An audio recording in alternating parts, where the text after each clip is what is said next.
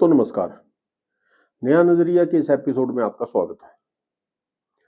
आज हम एक ऐसी दिल दहलाने वाली घटना पे मैं बात करने वाला हूं जिसने पूरे हिमाचल प्रदेश और खासकर सोलन जिले को हिलाकर रख दिया। ये घटना थी अर्की की। अर्की में अचानक आग लगी रात को 2:45 बजे के आसपास बाजार के साथ और मकानों के बीच में जो आग लगी उसने एक भयंकर रूप धारण कर लिया और उसमें कम से कम 10-12 लोग मारे गए। उनके उनकी यहाँ तक कि उनके स्केलेटन तक अभी तक भी निकल रहे हैं उसमें से। और इस आग की घटना ये कोई अकेली घटना नहीं है। इस तरह की घटनाएं यहाँ आपदाएं, इस तरह के हादसे यहाँ हमारे होते रहते हैं। लेकिन जब ये हादसे ताजे ताजे होते हैं उस समय हम लोग उसकी बात करते हैं, उसके बारे में अपनी चिंता व्यक्त करते हैं। जो राजनीतिक दल हैं, जो सत्ता में है, वो अपने आप को डिफेंड करता है, जो विपक्ष है वो उसके ऊपर इल्जाम लगाता है और धीरे धीरे वो सारी बातें खत्म हो जाती हैं। कुछ कंपनसेशन दे दिए जाते हैं, लेकिन इसके ऊपर गहन विचार कभी नहीं होता। हादसों को लेके या यूं कहूं मैं कि इंसानी जिंदगी को लेके हम लोगों का नजरिया बहुत ही खराब है हिंदुस्तान में पूरे में। मैं सिर्फ हिमाचल की बात नहीं कर रहा, मैं यहाँ की बात नहीं कर रहा, पूरे हिमाचल में। इससे पहले हमने सड़क हादसों पे एक एपिसोड किया था कि एक तरफ से सड़क जा रही है, कुम्हारहट्टी फ्लाईओवर की बात थी, लेफ्ट साइड में सड़क ही नहीं है, लोग रॉन्ग साइड से जा रहे हैं, उसमें मंत्री भी जा रहे हैं, गवर्नर भी जा रहे हैं और हाई कोर्ट के जजेस भी वहीं से निकल रहे हैं, लेकिन किसी ने उसके ऊपर कोई ध्यान नहीं दिया आज तक। और कमोवेश यही स्थिति अग्निकांड की है। अब ये जो अग्निकांड हुआ है अर्की में, इसकी वजह क्या रही, कैसे हुआ, कैसे नहीं हुआ, कौन जिम्मेवार है कौन नहीं है, इसकी तो जांच अभी चलेगी और तो पता लग जाएगा कि गैस सिलेंडर कैसे आए वहां, किसके थे वो, इतने गैस सिलेंडर इकट्ठे क्यों रखे गए। ये ऐसे सवाल हैं जिनके ऊपर बातचीत और जांच अभी चलती रहेगी। लेकिन मेरा सवाल कुछ और है। मेरा सवाल ये है कि जब इस तरह की घटना होती है तो उसका जो रेस्क्यू है, उसका जो बचाव है, वो कार्य हम कैसे कर पाते हैं। अर्की की जहां तक मुझे मेरे पास जानकारी है कि वहां जिस जगह पे आग लगी थी वहां जाने के लिए सड़क में इतनी इंक्रोचमेंट थी कि रेस्क्यू की गाड़ी ही नहीं पहुंच पाई वहां, उन्हें बहुत समय लगा, हटाना पड़ा रास्ते से। और ये घटना सिर्फ एक नहीं है कि जब ऐसा हुआ है, इससे पहले मैं आपको बहुत पीछे ले जा रहा हूं। उपहार कांड, उपहार सिनेमा 1997 दिल्ली ग्रीन पार्क में फिल्म चल रही थी बॉर्डर, अचानक आग लगी और भगदड़ मच गई। कोई एग्जिट उनके पास प्रॉपर था ही नहीं जहां से लोग निकल सके। 59 लोग मारे गए, 100 से ज्यादा घायल हो गए और सालों केस चलता रहा, फिर कंपनसेशन मिला, सब कुछ हुआ जो भी था। लेकिन जो जाने चलेगी उनकी जिम्मेवारी किस पे है। उससे पहले 1995 में हरियाणा में एक केस हुआ, एक बच्चों का फंक्शन चल रहा था स्कूल का, आग लगी, 1500 लोग अंदर थे और सब भागे दरवाजे की तरफ।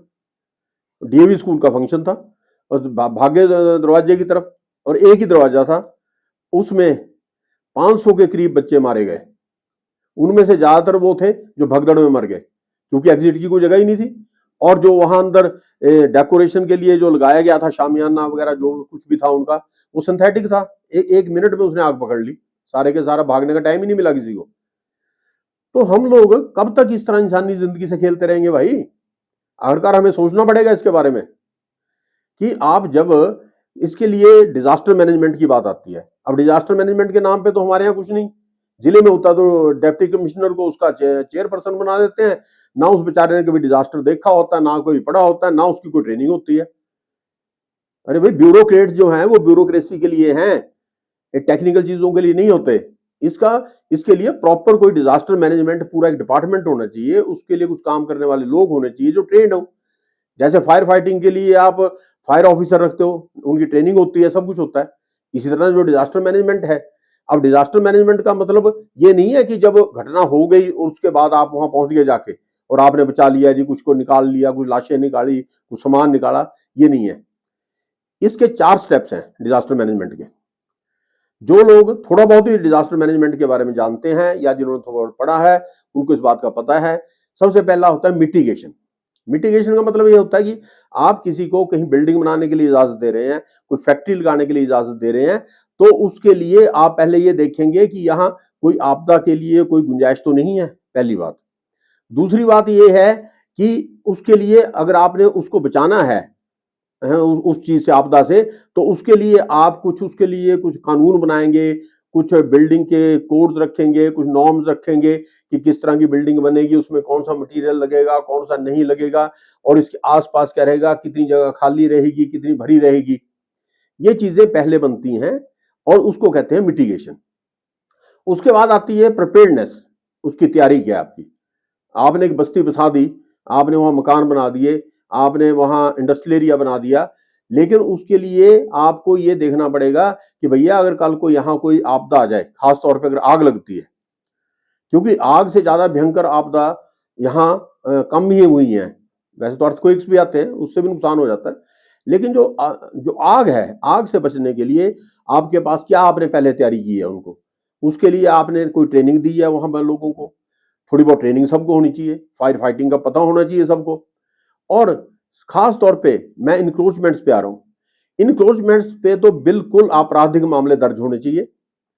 क्यों? क्योंकि जब आपके लिए जो लोग इंक्रोचमेंट कर रहे हैं वो भी इस बात को नहीं समझते भी कल को एम्बुलेंस आपके घर में नहीं पहुंचेगी, क्योंकि रास्ते में कोई किसी ना किसी गाड़ी खड़ी होगी, कुछ आपने छज्जा बढ़ाया खुद होगा, कुछ पड़ोसी ने बढ़ाया हुआ होगा। तो जब वो छज्जे बढ़ेंगे और रास्ते रुकेंगे तो आपके पास भी कब आएगी एम्बुलेंस?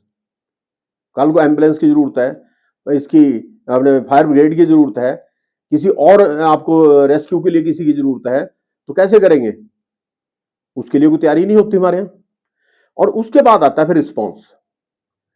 जब ये घटना हो जाती है तो उसमें रिस्पॉन्स क्या है, उनको कैसे निकालना है वहां से, किस तरह से उनको शेल्टर देना है, किस तरह से उनके लिए खाने पीने का इंतजाम करना है, किस तरह से उनको रखना है, उसके लिए भी आपको जगह चाहिए।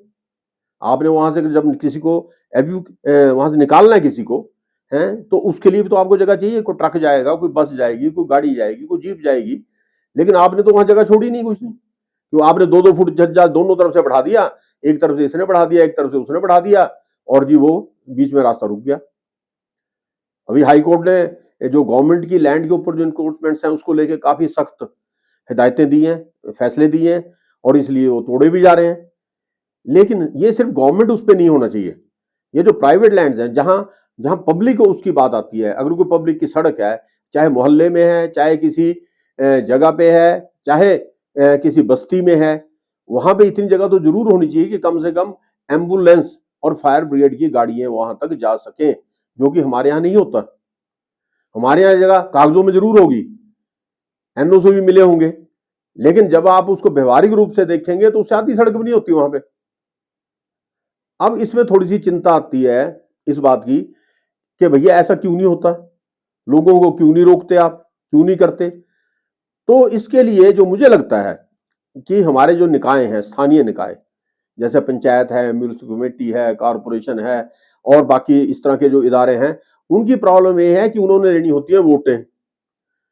अगर जिस आदमी के भी आपने छज्जे के लिए कह दिया कि ये बड़ा हुआ है, इसको तोड़ दो, तो समझो आपकी वोट गई। अब लोग क्या करते हैं कि वो अपने वोट को बचाने के चक्कर में उनको रोकते ही नहीं। इतनी बड़ी बड़ी इलीगल बिल्डिंग्स खड़ी हो जाती हैं, इतने इंक्रोचमेंट्स इतनी बड़ी बड़ी हो जाती हैं कि लोग लोग उस पर ध्यान ही नहीं देते। और फिर अचानक एक दिन ऐसा आता है कि जब कोई कोर्ट में चला गया या कोई साडा में चला गया, किसी ने शिकायत कर दी, तो अचानक वो तोड़ने फोड़ने के लिए आ गए, तब लोगों को पता लगता है कि यार इतनी तो इंक्रोचमेंट हुई पड़ी है यहाँ। और ये जो इंक्रोचमेंट्स हैं, ये आपकी जिंदगी के साथ खिलवाड़ है बहुत बड़ा, आप इसको समझ नहीं रहे, क्योंकि आपके लिए, आपकी बचाव के लिए कोई चीज वहां पहुंच ही नहीं पाएगी।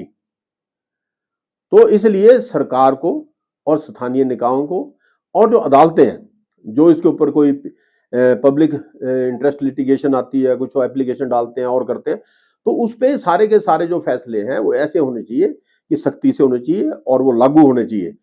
और हर जगह पे इस बात को पक्का किया जाए कि वहां इस तरह की घटना के समय कैसे बचाव होगा। आप में से कोई भी आदमी किसी भी मोहल्ले में जाके देख लीजिए, आप किसी भी शहर के, आपको गलियों में से आदमी का अपना निकलना मुश्किल लगता है, गाड़ी कहां से निकलेगी। तो इन बातों पे अच्छा, उसके अलावा फिर लोगों को इस बात की कोई ट्रेनिंग नहीं है कि नहीं तो फर्स्ट एड की ट्रेनिंग, थोड़ी बहुत फायर फाइटिंग की ट्रेनिंग, इस तरह की ट्रेनिंग जो है ये सरकार का काम है लोगों तक देना, स्थानीय निकायों का काम है लोगों तक पहुंचाना इस बात को कि भैया अगर इस तरह की घटना हो जाए तो आपने कैसे रिएक्ट करना है, आपका कैसे, आपने कैसे इस चीज से को हैंडल करना है। लेकिन क्योंकि लोगों को पता नहीं है, अभी कुछ साल पहले, मैं सन भूल गया हूं, सोलन के बाजार में आग लगी और उसमें दिवाली के दिन थे, आग लगी और फायर ब्रिगेड आई वहां। अब वहां फायर ब्रिगेड के लिए मुश्किल ये होगी कि जो स्थानीय नेता थे वहां के हैं, वो उनसे भिड़ गए कि जी पहले आप यहां से आग बुझाओ, नहीं नहीं पहले इसकी अपनी दुकान बचाओ, और उस चक्कर में सारे का सारा बाजार जल गया। और इन नेताओं को शिकायत थी कि भी हमारी बात नहीं मानी फायर ब्रिगेड ने। अरे भैया, मैंने एक नेता से पूछा कि मैं क्या आप एक्सपर्ट हो क्या फायर फाइटिंग के, आप जानते हो आग पे कैसे काबू पाना है? इसका मतलब तो यह है कि जो फायर मैन वहां काम कर रहे थे आपने उनको भी रोक दिया।